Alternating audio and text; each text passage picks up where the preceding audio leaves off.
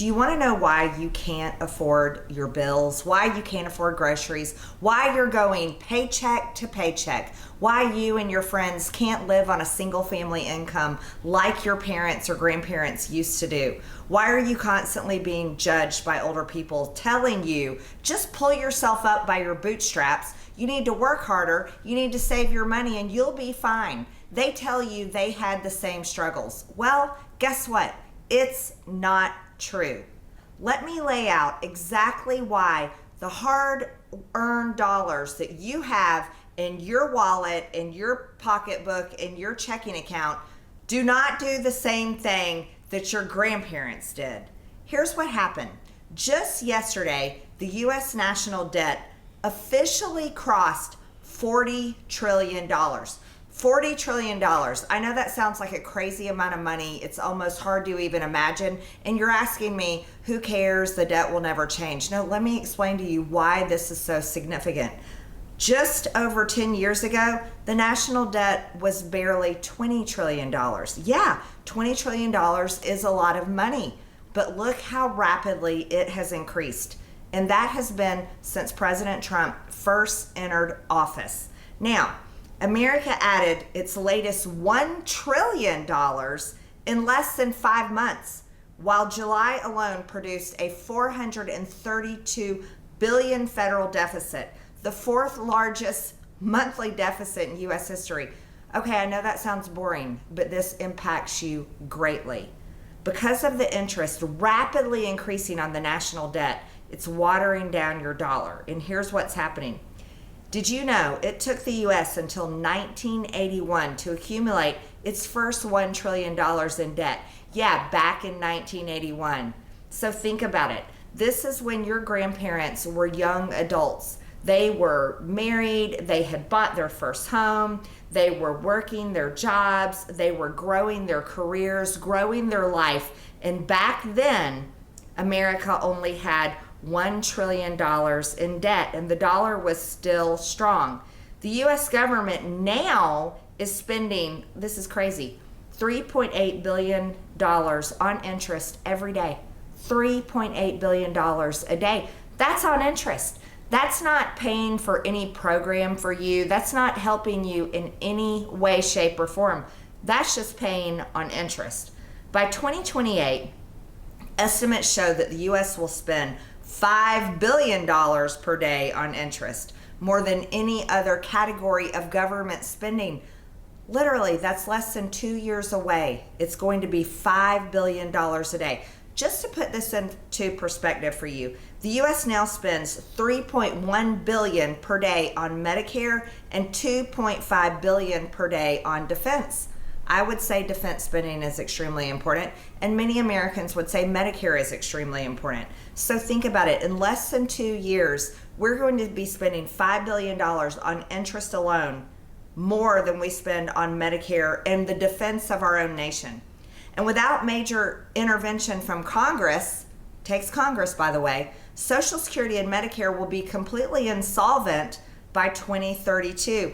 That means both programs will be completely bankrupt and unable to meet their obligations to Americans, even though, guess what? You pay for Social Security and Medicare every single time you get a paycheck. You've been paying into those programs your entire working life. It's a law. It's outrageous. And just yesterday, my friend Thomas Massey just posted that the amount of interest we are now paying is $4,000 per year per American. So each one of you watching this video, you're spending $4,000 a year on interest on our national debt. That's not anything that benefits you personally or your family. As a matter of fact, this is how bad it is. A family of 4 owes $16,000 per year for nothing but interest on debt. I can't imagine how bad that is because I know how much you're spending on health insurance. Most families of 4 can barely afford health insurance these days, let alone being forced to pay that much money in interest on debt. It's gone too far. So here's something you should understand. What is Congress doing? Well, just this year, on March 18th, 2026, the U.S. House of Representatives voted 211 to 207 to reject a joint resolution that would have proposed an amendment to the U.S. Constitution requiring a balanced federal budget. Think about that.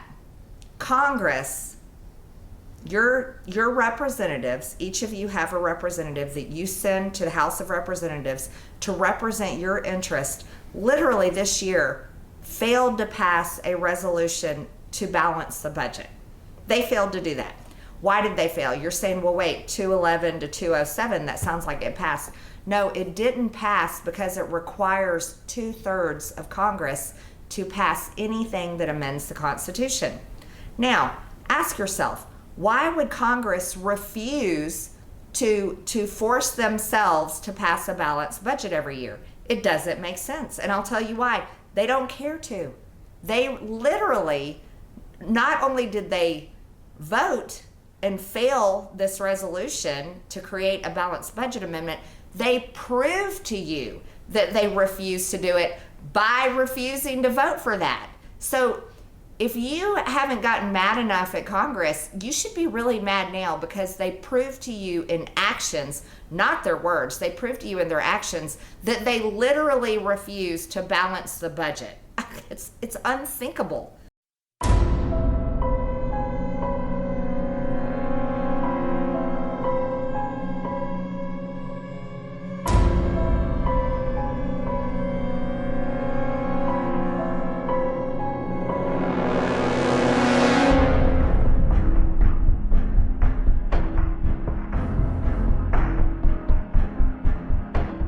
Why did that happen?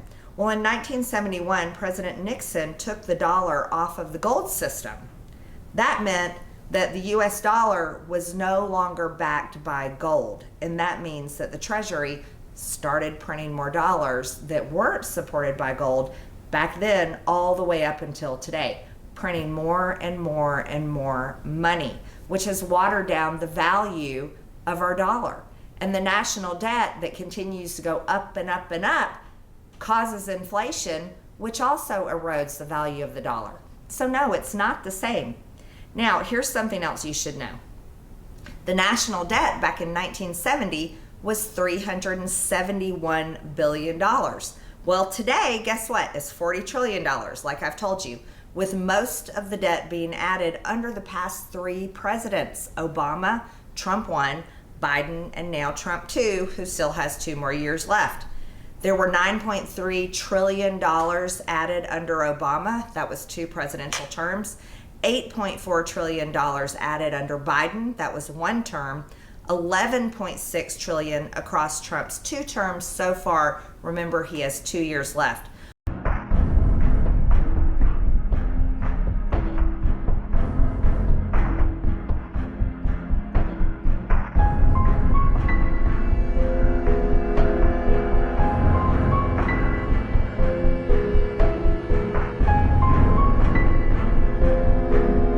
You're not going to believe this.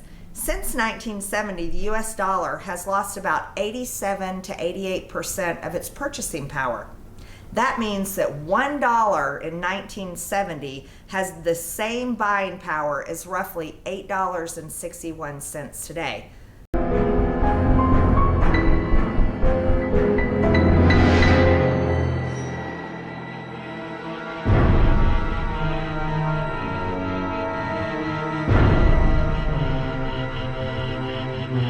We are in the middle of a transition from a period in which America was the dominant economic and political power on the planet to where China is.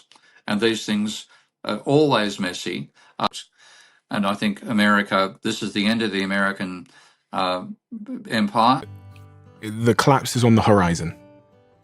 Yes, from these unprecedented levels, a 70% decline would not be unexpected. The U.S. economy isn't weakening.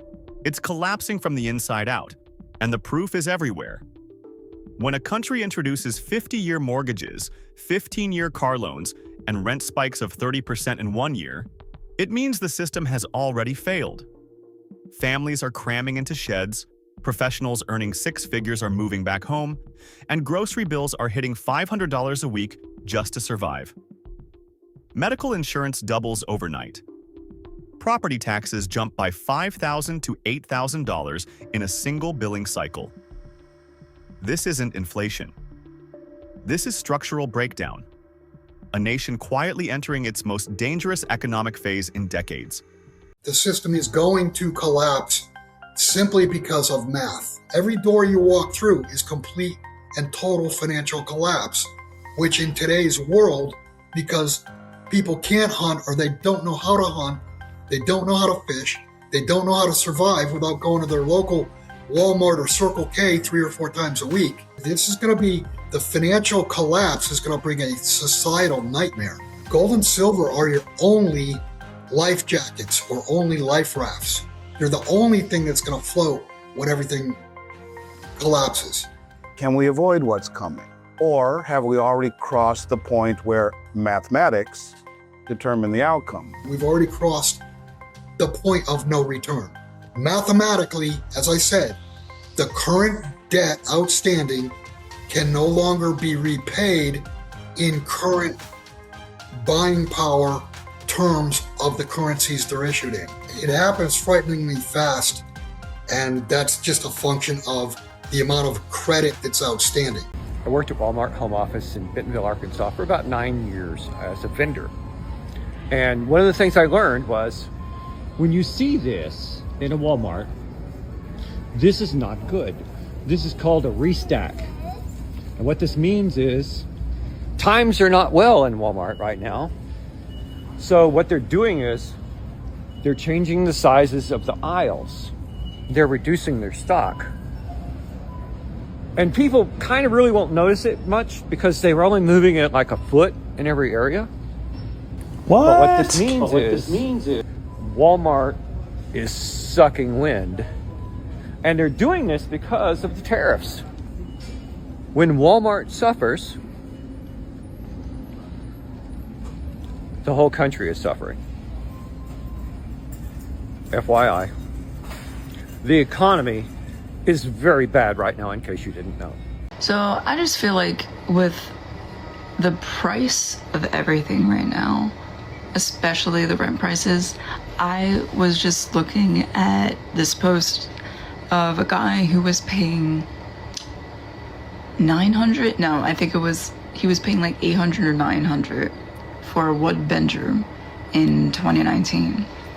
And that same one bedroom apartment is now $1,700. And I just think that's ridiculous. And I'm trying to figure out what is the end goal here, especially with AI. What is the end goal? Are things just going to keep increasing until people cannot afford anything? Is it going to be time for some sort of uprising, some sort of fight against this? I don't know. Just in Dallas, Texas, and he works for a bank, and he said to me, Drayton, we have so many houses that we could close in foreclosure that we're not because we don't know what to do. We literally have thousands and thousands and thousands of homes we could close on tomorrow. We could foreclose tomorrow. There are some people that haven't made a payment in over a year. He goes, thousands of people haven't made a payment in 6 months. But the bank doesn't know what to do. The bank's like, if we close on all of them, we put the people out, we don't have people to put in the houses. Yeah. So now we have empty houses. So banks don't know what to do. That's how bad it is. Just in the Dallas area. I'm not talking San Antonio, Austin. I'm talking about just the Dallas-Fort Worth area. Thousands of homes that are way behind on payment. Payments haven't been made in over a year. And the banks are not foreclosing yet because they simply don't know what to do. They have so many that they don't have a plan on what to do if all those thousands of houses were empty. That's how bad it's getting. And this is just the beginning, because sooner or later you got to get the people out of these houses. And this is going to cause a calamity, and it's literally a ticking time bomb. When does it go off? This month? Next month? 6 months from now? I don't know, but I can promise you this is the same situation in Georgia, Tennessee, Florida. Yeah. If you don't have a job these days, chances are you're not going to find one at all. And here, let me explain this to you so you can understand this. Every resume, every application that you fill out is now looked at by AI. There is no more human beings looking at your resume. And if you are making a resume and it goes into the AI, guess what? You are now pigeonholed, which means that whatever is on that resume, you'll never be able to change it. Because as soon as you change it, you come up as a flagged impersonator. Wow. Right? Even if you do have the experience. So in order to get around this, you're going to have to open up your own business. You're going to have to work for yourself. You're going to have to bring value in other ways other than giving it to your boss. Not only are we seeing tons of layoffs, but we're seeing a lot more companies do a lot less hiring. And unlike 2008, where we knew it was a recession and we knew things were going to bounce back at some point, I don't think things are going to bounce back. I genuinely think that this is the new normal. The new normal is companies hiring less people to get work done, which means there's going to be less job opportunities. You can ask anybody that's looking for a job that's a white collar worker and they will tell you the same thing. It's brutal. You have to apply to hundreds and thousands of jobs, which you couldn't do in 2008 because the job application process wasn't the same. At least then you could just go down to a company, turn in your application, and probably get an interview. Nowadays, everything is electronic. Everyone's using AI. Candidates are using AI to mass apply to companies. Companies are using AI to help sort the resumes. It's absolutely insane. So we're kind of seeing what we saw in 2008 without it being labeled a recession. We're also seeing prices go up, and there's really no bright future ahead because AI looks like it's going to swallow up a ton of these jobs in the future. I haven't been able to get a full-time job since graduating from college. And I don't even care if that's embarrassing because the interview I just had, right, it's one of the first I've been able to get in months, all right? I'm hitting the 500 level of people I've reached out to, applications, cold calling, emails. Like my 9 to 5 is trying to get a job, and I'm really trying. Like the beginning of the interview is fine, and then we get halfway through and the guy says, oh, by the way, the position that, you know, you're interviewing for that you want doesn't exist anymore. I'm like, oh, okay. So like, what is? And he tells me, and it's something I haven't done, but I'm not like opposed to because I literally will take anything at this point. And this interview was going on really long, like hitting the hour, and like I haven't been able to ask questions yet. And then I finally get around to start asking some questions, and I'm like, you know, what is the pay? And he's like, so probably around 35 to 36 annually with a 2 or 3 year contract. Like, what about relocation? Like, do you guys help with that? Oh, no, we don't do that. Okay. And I asked, like, well, are there opportunities to like get a pay increase and stuff, you know? And he's like, well, you could work overtime. This is for a job in a tourist town in Florida. What do you want me to do with $16 an hour and go get rent and move myself there at the same time? Jobs you have? I currently have 3 jobs. Most people don't seem that they want to work that hard these days. Why do you think that is? Just trying to get this job. Like I have doctorates and things. I'm overqualified the job. Is mostly what I'm seeing most people having problem is overqualifications, going to college, getting your bachelor's or anything like that. That any job you're trying to get into your field either requires 6 to 10 years of experience, or you're overqualified and they won't hire you because you're bound to leave eventually. You're not a safe investment for keeping on the spot. For a year and a half, I've been applying for roles in marketing, communications, academic advising, administration, and recruiting. And the best I've been getting in return is an email that says, "Thank you for your interest, but we're moving on with another candidate." I just want to understand, what more can I be doing to show that I'm a competitive applicant? This job market is so cooked.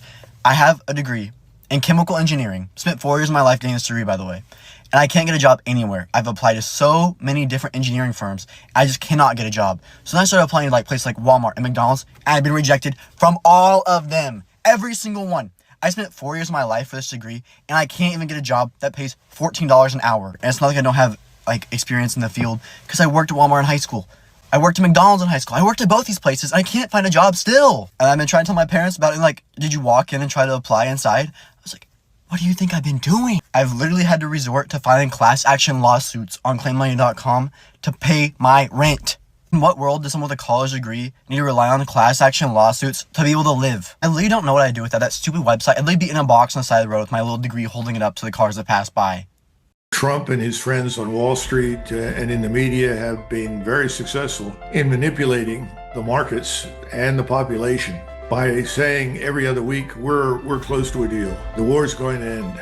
It's all nonsense. There are no talks between us and the Iranians. None. And I'm beginning to hear that you've got every B-52, B-1 and B-2 bomber that they can load up and ship out to fly strikes on standby to do so.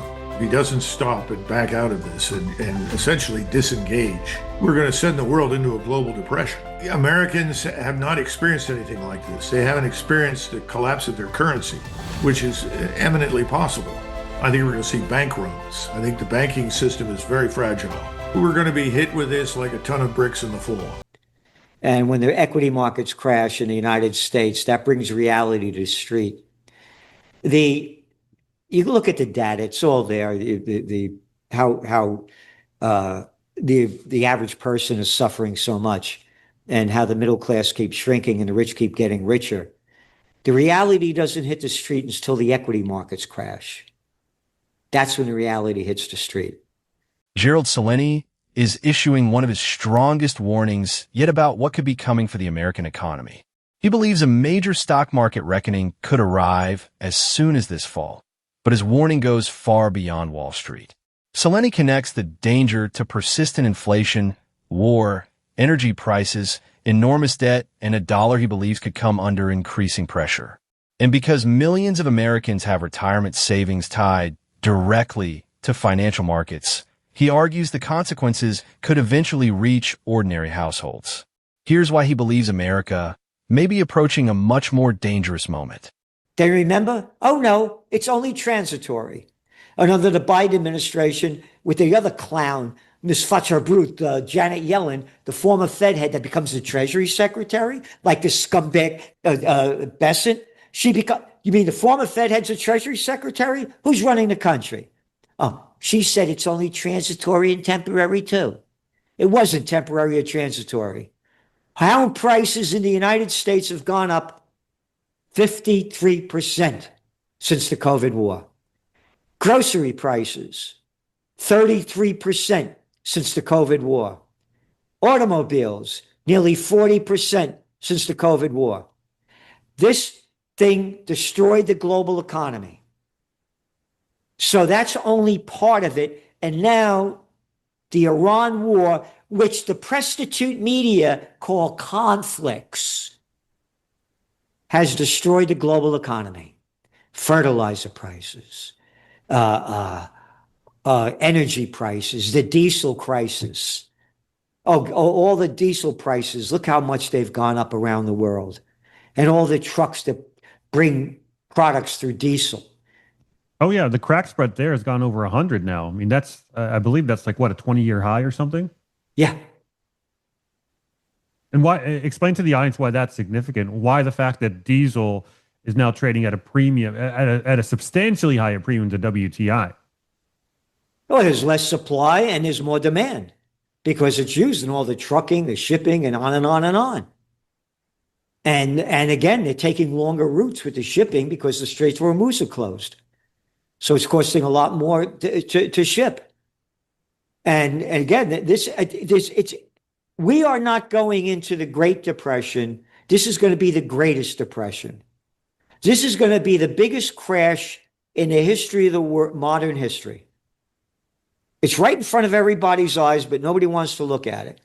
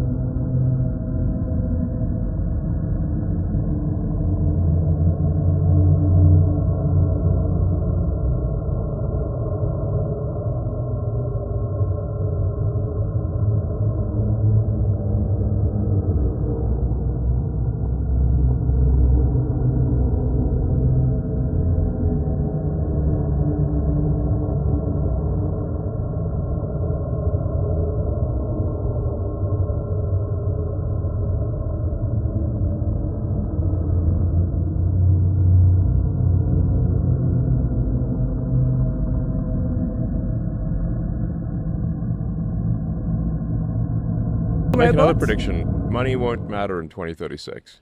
Money won't matter in 2036.